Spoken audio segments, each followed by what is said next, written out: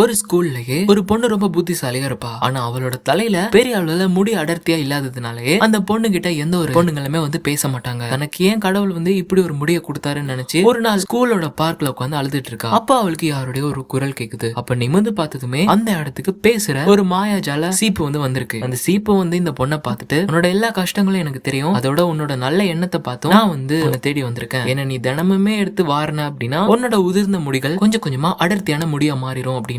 அப்ப இந்த பொண்ணு பெருசா நம்பாம தன்னோட வீட்டுக்கு அந்த சீப்பு எடுத்துட்டு போய் தினமுமே தன்னோட முடிய வாரும்போது அந்த முடி கொஞ்சம் கொஞ்சமா அடர்த்தியா வந்துகிட்டு இருக்கு. இதை நினைச்சு அந்த பொண்ணு ரொம்ப சந்தோஷப்படுறா. ஸ்கூல்லயும் அவளுக்கு நிறைய ஃப்ரெண்ட்ஸ் உருவாக்குறாங்க. ஆனா இதெல்லாம் பார்த்த ஒரு பொண்ணு, அடர்த்தியே இல்லாத இந்த பொண்ணோட முடி மட்டும் எப்படி அடர்த்தியா வந்திருக்கு அப்படின்னு ஒரு தடவை இந்த பொண்ணோட வீட்டுக்கு போய் பார்க்கும்போதுதான் அவ அந்த மந்திர சீப்பு கிட்ட பேசிட்டு இருக்கா அப்படின்னு இவளுக்கு தெரிய வருது. அதுக்கப்புறமா அவளை விட நானும் அடர்த்தியான முடி வச்சுக்கணும் அப்படின்னு அவ ஒரு தடவை வீட்டுல இல்லாத நேரத்துல அந்த சீப்பை திருடிட்டு அந்த சீப்புல தன்னோட தலைய வாடுறா. ஆனா தலைய வாரினதுமே இருக்க முடி எல்லாமே கொஞ்சம் கொஞ்சமா உதிர்ந்து அடர்த்தியே இல்லாத முடிகளா மாறிடுது. இதை நினைச்சு இவளும் பெருசா அழ ஆரம்பிக்கிறா. அப்ப அந்த இடத்துக்கு பழையபடி அந்த பொண்ணு வர்றா. அந்த பொண்ணு பார்த்து அந்த மாயாஜால சீப்பு கிட்ட அவ பண்ணது தப்புதான், தயவு செஞ்சு ஒரு தடவை மன்னிச்சிரு அப்படின்னு சொல்றா. சொல்லிட்டு அந்த பொண்ணு அந்த சீப்புல தலை வர சொல்றா. அதுக்கப்புறமா அந்த பொண்ணு தலை வாரினதுமே பழையபடி அவளோட முடி உருவாகிடுது அடர்த்தியா. இதை நினைச்சு அந்த பொண்ணு ரொம்ப சந்தோஷப்பட்டு அவ பண்ண தப்ப உணர்றா. அதுக்கப்புறமா அந்த பொண்ணு இந்த பொண்ணுமே சேர்ந்து ஒரு பெஸ்ட் ஃப்ரெண்டா இருக்காங்க. அதுக்கப்புறமா அந்த சீப்பும் நான் வேலை முடிஞ்சது அப்படின்னு சொல்லி அந்த ஒரு சீப்பு அந்த இடத்த விட்டு போகுது. அப்படியே இந்த ஒரு அழகான கதையை முடிக்கிறாங்க.